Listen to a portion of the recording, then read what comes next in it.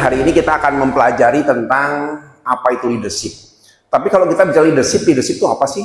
Ini kan barang yang paling sulit dipahami ya. Barang yang paling atau materi yang paling sulit dicerna oleh pikiran kita, gitu kan ya. Jadi kalau saya sendiri merasa bahwa yang namanya leadership itu adalah perjalanan spiritual, Pak. Ya, nanti pada ujungnya Bapak akan tahu dan Ibu akan tahu, oh iya leader itu ini tuh. Ya, tapi sampai saat ini pun saya masih merasa bahwa untuk belajar leader itu masih jauh, masih nggak ngerti-ngerti karena setiap hari kalau saya ketemu perusahaan yang baru gitu kan ya, lalu saya lihat kok beda lagi ya, oh kok seperti ini ya, kok ini seperti, jadi setiap industri itu nggak pernah bisa sama. Jadi kalau saya ajarkan ini tuh nggak bisa langsung diterapkan, oh ya ini kayaknya cocok, belum tentu tuh. Ya, akan banyak dinamika permasalahan yang Bapak dan Ibu akan hadapi. Dan kalau saya lihat leadership ini bukan sesuatu yang bisa mudah dijalani gitu ya. Nah, tapi saya senang sekali ya kalau hari ini saya bisa sharing sama Bapak dan Ibu, sama teman-teman gitu ya, untuk kita memahami leadership itu apa sih. Nah, kenapa saya ingin mulai dari video ini dulu ya? Karena saya bilang tadi, untuk jadi seorang leader itu kita harus ngerti bahwa level basicnya apa sih, ya? Kebayang nggak? Kalau kita tadi bicara apa sih? Kalau kita bicara tomat, kenapa bisa tiba-tiba busuk? Kan sampai di level apa? Sel, betul ya? Sampai di level molekul. Dan paling ekstrim ada penelitian lagi tuh, bahkan sampai di level yang paling kecil apa? Yang paling kecil apa? Unsur paling kecil? A depannya, atom. Ya, ini impactnya luar biasa. Nah sekarang kalau kita sebagai leader, gitu kan ya, kan kita hanya ngelihat permukaan dari masalahnya ya. Oh si A ini troublemaker, si B ini begini nggak disiplin, si C ini, itu hanya baru permukaannya tuh. Tapi kita harus ngerti apa penyebab mereka jadi seperti itu. Nah ya, jadi kalau penyebabnya diukur sampai ke bawah, ya sampainya ke level kayak begini. Barangkali orang itu pernah ada apa kira-kira? Kenapa jadi troublemaker? Kenapa dulu waktu kita awal mendidik dia, waktu dia baru masuk ya, bagus nih. Tapi sekian tahun, sekian bulan kemudian, muncullah troublemaker. Kira-kira kenapa Mas? Kira-kira tuh, orang troublemaker itu kenapa? Kok bisa jadi troublemaker? Oke, satu lingkungan ya. Lingkungan seperti apa kira-kira? Yang membuat seseorang dari yang bagus sampai hancur lebur jadi troublemaker? Lingkungan toksik. Oke, good. 50.000. Ini paling besar nih ya. Lingkungan yang toksik. Ya. Jadi sebagai leader jangan menyepelekan loh ya. Kalau kita ngelihat di bawahan kita atau di tim kita ada toksik, lalu kita biarin aja lah. Biarin aja lah. Kita secara nggak sadar menghancurkan mental siapa? Bawahan kita. Betul ya? Secara nggak sadar. Jadi saya setuju lingkungan. Apalagi dari orang bagus jadi troublemaker, Mas Galih. Apa kira-kira penyebabnya tuh orang? Nah, gimana tuh? Gimana kebiasaan kok bisa jadi merubah orang dari bagus jadi jelek? Oke, jadi ada pengaruh lingkungan juga ya, tapi juga dianya. Jadi kalau orang pengaruh lingkungan misalnya, lalu dia nggak jadikan kebiasaan, enggak lah, ini nggak cocok sama saya, mungkin nggak jadi masalah. Tapi kalau dipikir, tiru ah, temenku juga telat loh, saya juga telat. Nah ini kan biasa negatif ya. Akhirnya problem itu terus berputar menjadi orang nggak bagus, gitu ya. 50.000 juga, gitu ya. Saya yakin teman-teman di sini pasti mengalami ya situasi seperti itu ya. Ini karyawan bermasalah, apalagi di sini. Pasti kalau saya suruh cerita banyak nih cerita problem-problem yang kita hadapi tentang manusia, gitu kan ya. Nah makanya selama 2 hari ini saya ingin ajarin teman-teman dari sudut memberikan pemahaman teman-teman dari sudut pandang agak berbeda. Karena saya bidangnya psikologi ya, dari ilmu yang namanya ilmu P apa ya, belakangnya I. Ini penting nih. Semua leader saya banyak ajarin, baru kaget. Iya ya, ternyata selama ini kita hanya belajar teori-teori teknis-teknis tapi lupa. Yang kita hadapi itu adalah 50.000 perilaku. Oh salah tadi ya. Maaf salah. Harusnya bukan I. perilaku. Ya. Jadi teman-teman selama 2 hari ini akan banyak saya ajarkan tentang ilmu perilaku. Karena kalau kita menghadapi cuma mesin, hitungannya gampang, betul nggak? Nyalain, jalanin, maintenance, selesai. Sekarang di Tangerang, Kerawang tuh ya, banyak perusahaan sudah melakukan yang namanya robotik. Sudah pusing sama tenaga kerja. PHK berapa ribu tuh? 13.000, 8.000 dan lain sebagainya. Udah bingung dengan ngurus manusia.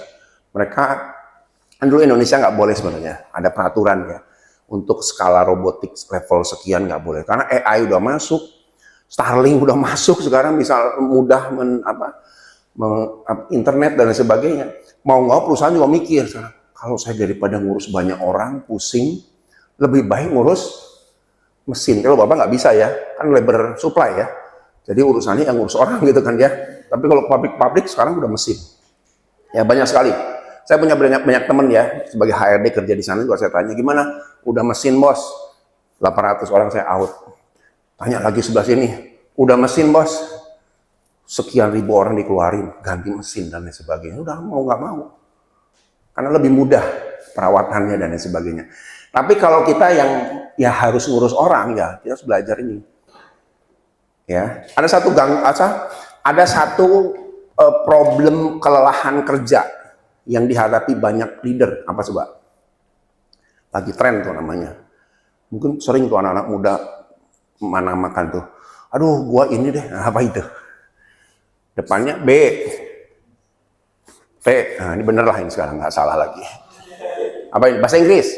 Burn out. Nah, burnout itu dari mana? Ternyata burnout itu adalah gangguan fatigue ya, kelelahan psikis ya, yang diakibatkan oleh apa?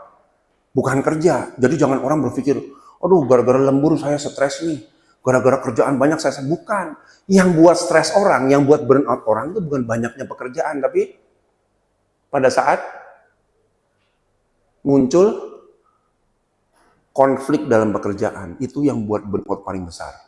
Coba lihat orang teknik yang murni teknik ya, yang kerja, ketemu mesin, sampai sore, terus pulang, tingkat burnout-nya pasti rendah. Tapi kalau kita yang begitu masuk kantor, ketemu si A, si B, si C, udah mulai emosi ya. Ini gimana? Belum selesai Pak. Aduh gimana sih kamu? Ini gimana? Iya salah Pak. Wah ini kemarin nggak masuk Pak. Gimana tingkatan stres kita? Sampai jam 10. Ini pada megang berapa orang rata-rata nih? Berapa orang megang di bawahan? Satu, cuma satu. Yang lain yang lebih dari satu? Mas Tain? 20, 30? 5, saya pikir 20. 5 itu udah pusing ya, 5 juga ya? Pusing nggak? Oh, lapangan lagi ya, berarti totalnya bisa ratusan. Nah, Mas Gali berapa orang? 2, belum lapangan juga. 2 itu yang direct langsung. Oh, keuangan ya. Kalau Mbak Tata?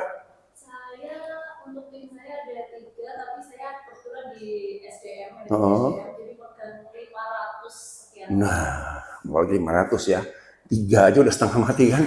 1 absen, ya izin, ini absen lagi, ini izin lagi, ya saya ada ini, ada itu. Aduh, ini gimana kerjaan mau beres gitu ya. Kalau Mas Manto? 2. Gimana? Aman-aman aja sama ini atau kadang-kadang pusing juga? Pusing berdua lah, bayangin 2 ya. Mbak Diswi?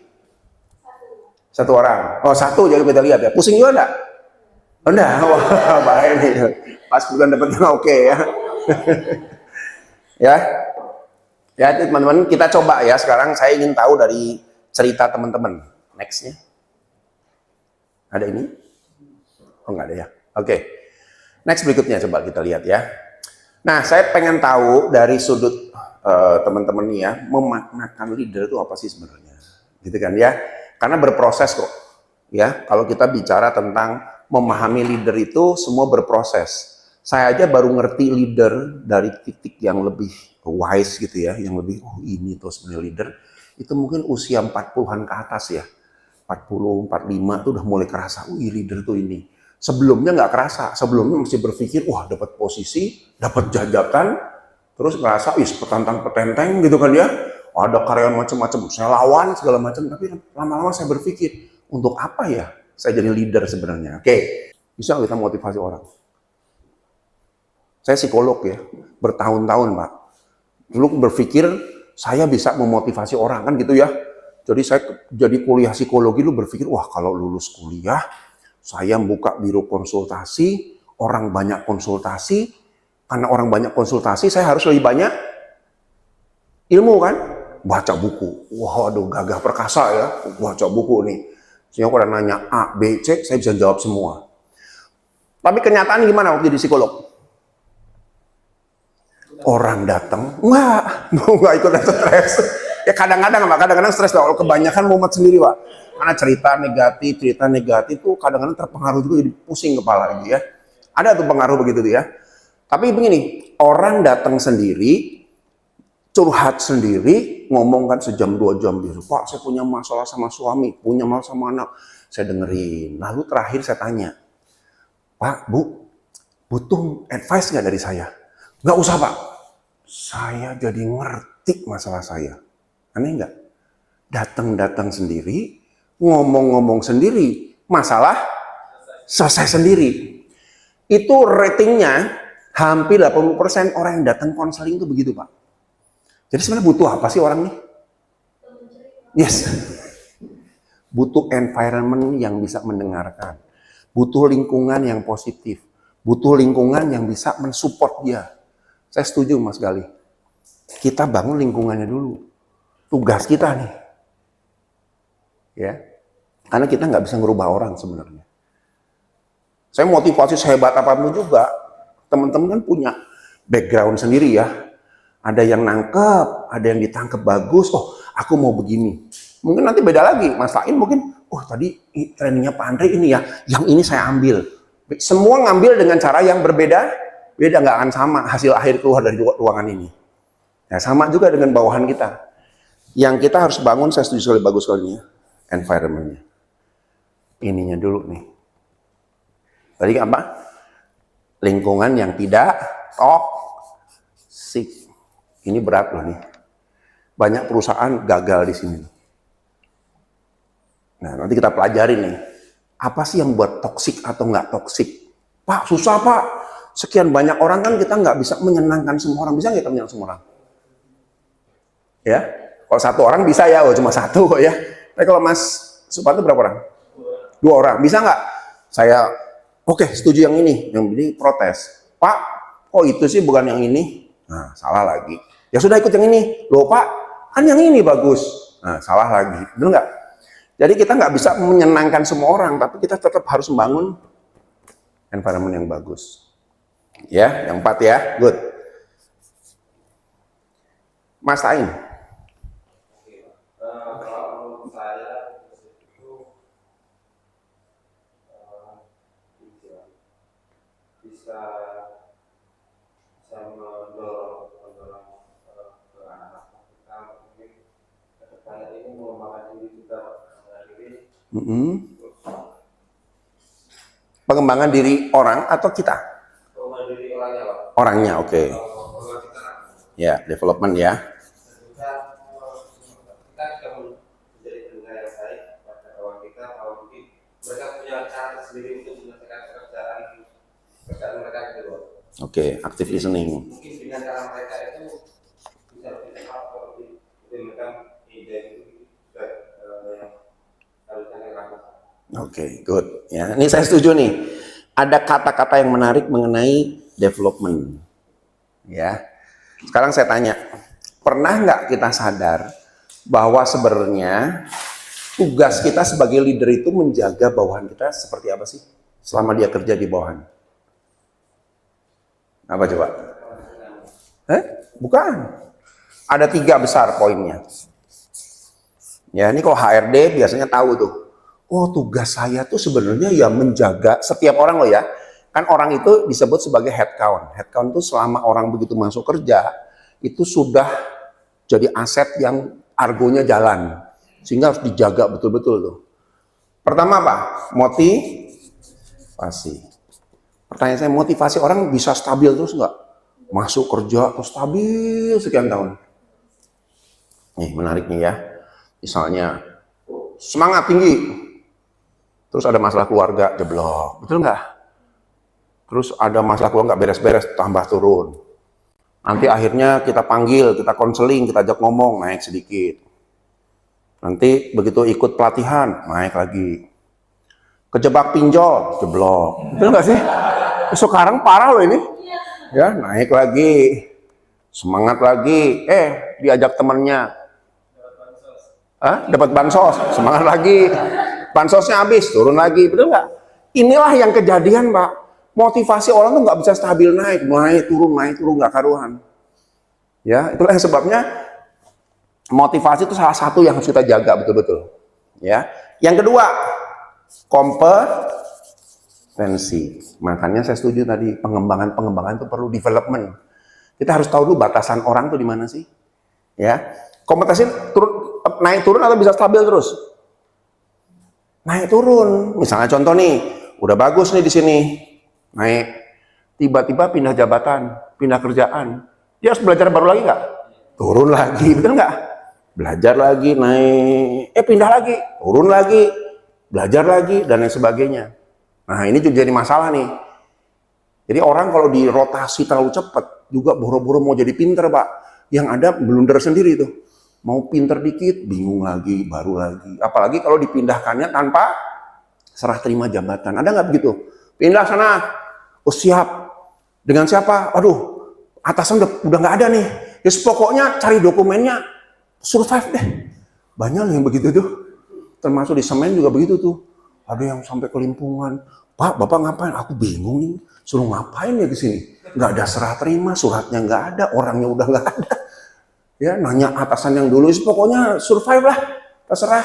Nah, gimana mau pinter? Kompetensinya babak belur di sini. Ya, yang terakhir apa?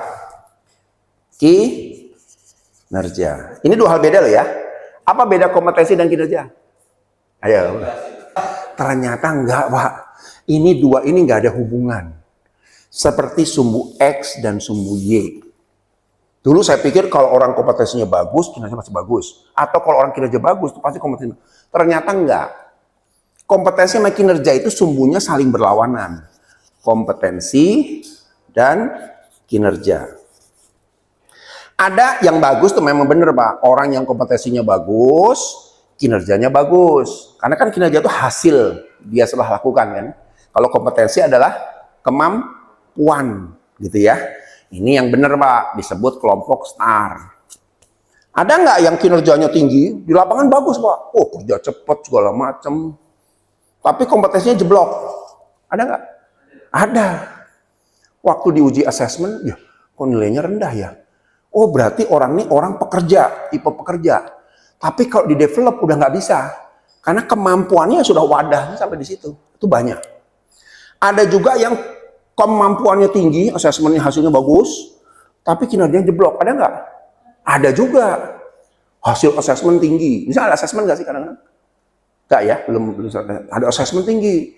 Tapi waktu dikasih laporan ke perusahaan, pandai nggak salah. Kenapa Pak? Ini orang nggak bisa kerja ya. Tapi asesmennya kok bagus. Nah, kita juga bingung ya. Ada. Berarti dia wadahnya gede, tapi isinya kecil. Nah, jadi kalau saya selalu menggambarkan antara kompetensi dan itu, wadahnya itu kompetensi, isinya itu kinerja. Banyak orang wadahnya segede gini, tapi diisinya cuma segini. Pertanyaan saya, yang bertugas mengisi siapa? Yang tugas ngisi? Leader. Good, 50.000 tuh. Yang tugas ngisi itu leader, Pak. Makanya saya setuju, bawahan harus dikembangkan. Jangan dibiar keliaran, jangan dibiarkan kerja cuma begitu-begitu aja, hari lepas hari. Bulan depan ya cuma begitu, tahun depan ya begitu. Jangan kaget, Pak. Artinya Bapak cuma ngisi dia, bahkan seprapat pun enggak. Nah ini yang seringkali kondisi ini kejadian. Ya gitu Pak, kira-kira ya. Nah, ini juga bisa naik turun Pak ya kinerja ya. Naik, besok turun, naik, wah segala macam. Nah terus Pak, kalau ini naik turun, tugas kita apa? Ayo, tugasnya apa Mas Dadi? Kalau naik turun, motivasi naik turun, kompetensi juga naik turun karena pindah-pindah sana sini. kinerja juga naik turun. Lalu tugas kita ngapain, Pak? Dengan orang masing-masing orang ini. Tugas kita adalah kita harus punya standarisasi grafik. Tugasnya minimal 3-3 itu jalannya gini loh. Sepanjang dia kerja. Dari mulai kerja hari pertama sampai pensiun itu grafiknya naik. Jadi grafik-grafik yang lain itu minimal ya naik lah. Nggak malah nyungsep. Bahwa kalau nyungsep udah berarti gagal kita sebagai leader. Karena harusnya orang jadi baik malah jadi trouble maker. Gitu kan? Gagal total itu leadernya. Ya, tugasnya minimal ngarahin, Pak. Ini kurang ngecek. Makanya kita kalau punya bawahan entah 3, entah berapa, cek dulu. Si A gimana ya? Motivasinya gimana? Wah, lagi turun, nggak apa. Kompetensi gimana? Udah naik. Terus jaga terus dia naik. Nah, ini tugas kita loh nih. Berarti artinya kalau bicara mengayomi, kita harus P depannya apa? Dalam memberikan reward dan punishment-nya harus P. Apa itu? Belakangnya L. Hah? Apa benar apa? Bukan profesional. Hampir benar tapi bukan profesional. Benar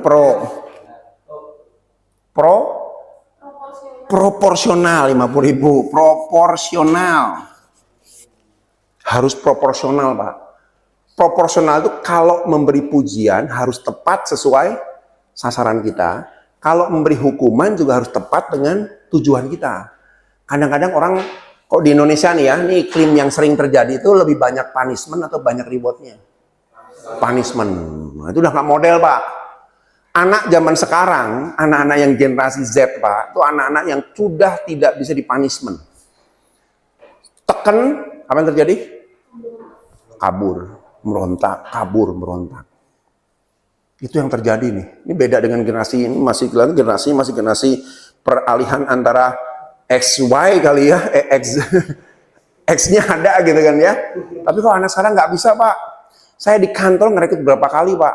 Tegur dikit, baper, besok hilang. Tanya Bu Made itu. Ditegur, ngambek.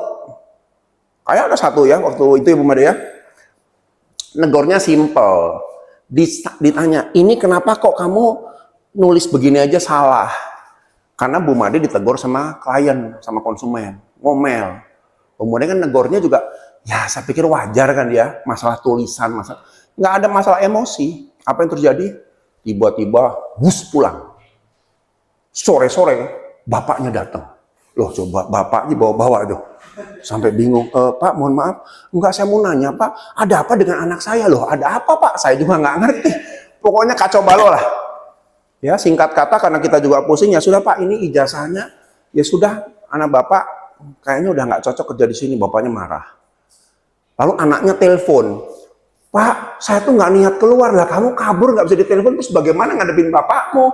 Coba bayangin tuh satu masalah loh, Pak, blundernya nggak karuan tuh. Ini generasi sekarang tuh. Jadi kita harus merubah mindset kita dari punishment jadi proporsional, reward and balance-nya harus pas. Kalau enggak, gagal. Nah kebetulan kalau pemimpin-pemimpin yang jadul-jadul itu modelnya gimana? Punishment. Dan itulah yang terjadi, makanya konflik di perusahaan nggak beres-beres. Ada perusahaan yang komplain, Pak gimana ya anak sekarang kayak gini? Saya perhatiinnya megang siapa? Oh gaya baby boomer. Oh, saya bilang udah nggak cocok Pak, nggak bisa. Ya, Bapak kalau sama generasi Z itu nggak bisa berjarak seperti itu. Kita harus bareng-bareng sama-sama. Ya, saya di kantor saya itu kan lantai 3. Dulu saya masih kantornya lantai 3, semua karyawan lantai 2. Sekarang enggak, saya pindahin Pak bangkunya, pindah jebrot di tengah-tengah mereka. Wah seneng tuh, konflik hilang, komunikasi cepat. Pak ini begini. Oh ya, ganggu lagi Pak begini. Enak mereka. Oh saya mulai paham. Kalau kita berjarak, mereka juga akan semakin jauh. Tapi kalau kita deket, gabung dengan mereka, komunikasi cepat, mereka merasa nyaman dan lebih settle. Nah itu baru satu konsep ya. Mengayomi itu kompleks Pak. Bukan cuma itu ya. Tapi udah benar tadi, tapi bukan cuma satu itu tuh. Reward punishment ini bisa proporsional atau enggak. Terus yang kedua, bagus nih. Tadi apa? Apa ini? Mengembangkan potensi. Ya. Ini juga susah-susah gampang Pak ya.